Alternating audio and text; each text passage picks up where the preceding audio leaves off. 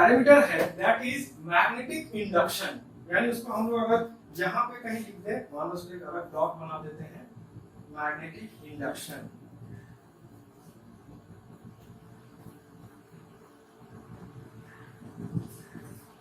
Magnetic induction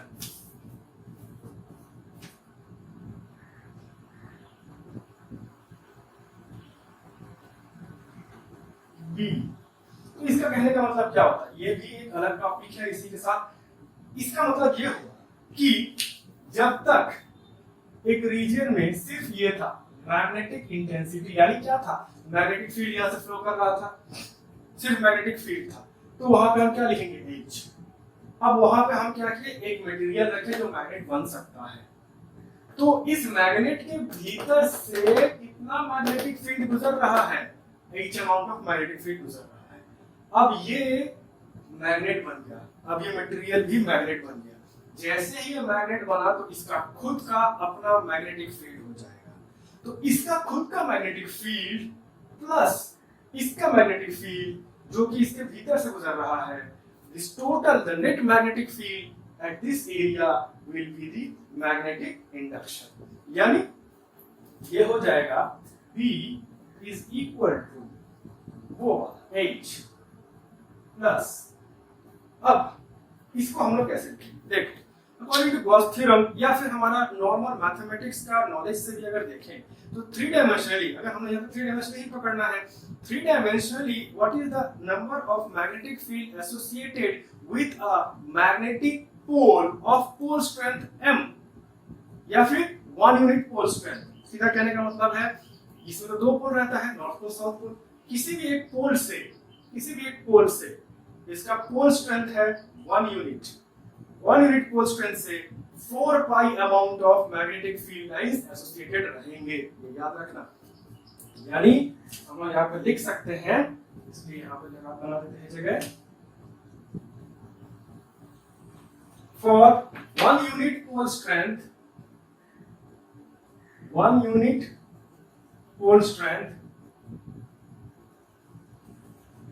for 1 unit pole strength 4 pi amount of magnetic field lines are associated। तो 1 m pole strength खत्म हो गया इसका, 1 m pole strength अगर रहेगा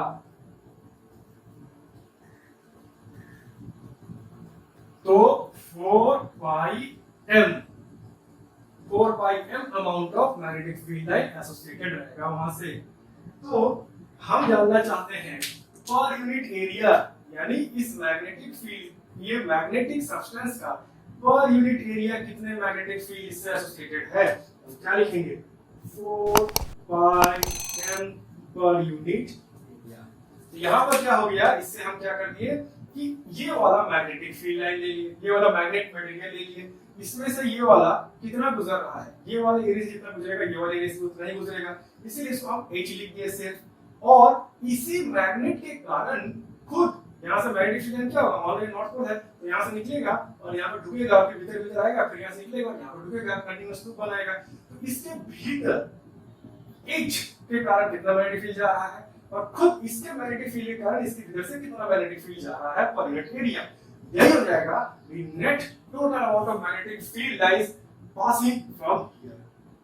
एक बार अगर हम लोग पता चल जाए तो हम बता सकते हैं net magnetic field line passing from here. उसे कैसे लिखेंगे हम लोग, H यानी यहां से कितना गुजर रहा है वो वाला plus 4 pi m by a, और m बाई a क्या होता है, इंटेंसिटी ऑफ मैग्नेटाइजेशन। इसलिए हम लोग यहां पे क्या लिख सकते हैं, D is equal to H plus 4 pi I। ये हो गया एक रिलेशन जहां पे मैग्नेटिक फील्ड H और I को फिर से एक बार जोड़ा जा रहा है यहाँ पे। तो ये रहा हमारा ये वाला रिलेशन।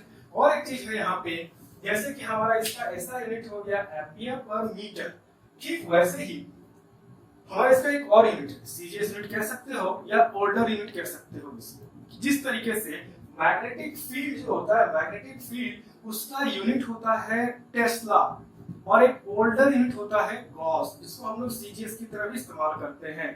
ठीक वैसे ही यहाँ पर भी एक ओल्डर यूनिट है, सीजीएस नहीं भी कह सकते हो, but this is an older unit. Oersted ने ही हम लोग को ये बताया था कि किस तरीके से करंट फ्लो होने से मैग्नेटिक फील्ड लाइन उसके साथ एसोसिएशन रखते हैं। इसीलिए उसके सम्मान में स्टार्टिंग में हमारा जो यूनिट यहाँ पे इस्तेमाल किया जाता था इंटेंसिटी ऑफ मैग्नेटाइजेशन के लिए वाज ऑयस्टेड। तो वहां पे अगर हम लोग लिखें तो 1 oersted was equal to, nearly equal to कर सकते हैं इसको, nearly equal to 80 ampere per metre.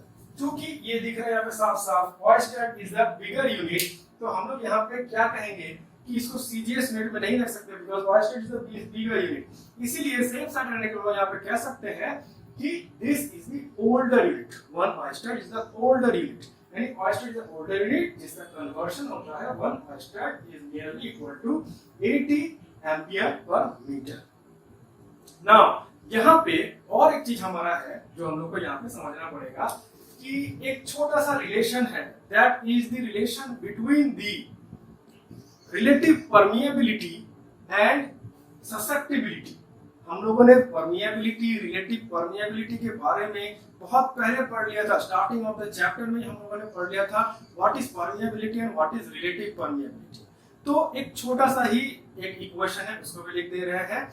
बात यहाँ पर यह है कि उसका डेरिवेशन भी है, बट वो डेरिवेशन सीबीएसई में इंक्लूडेड नहीं है और कहीं तुम्हारा काम भी नहीं आएगा। तो वो डेरिवेशन को हम लोग करके टाइम वेस्ट नहीं करेंगे, बस उस डेरिवेशन को लिख देते हैं, वही तुम्हारा काम हो जाएगा। उसी से अगर लिखोगे तो काम बन जाएगा। तो वो डेरिवेशन हो जाएगा हम लोगों का, डेरिवेशन नहीं, वो तुम्हारे फॉर्मूले को लिख दे रहे हैं यहाँ पे, that is that relative permeability mu R is equal to 1 plus susceptibility chi m। ये फॉर्मूला याद रखना, एक रिलेशन है सिंपल सा, तो इसको याद रखना, relative permeability equal to 1 plus chi m। तो ये रहे हमारे इतने सारे फॉर्मूला, इतने सारे कॉन्सेप्ट। उम्मीद करते हैं सब कुछ समझ में आया हो, अच्छे से ही सजा सजा के हम बताए हैं। अगर फिर भी कहीं पे कोई भी प्रॉब्लम हो, कोई भी डाउट हो तो हमको जरूर बताना, कोई डाउट हम जरूर क्लियर करेंगे। देख लो।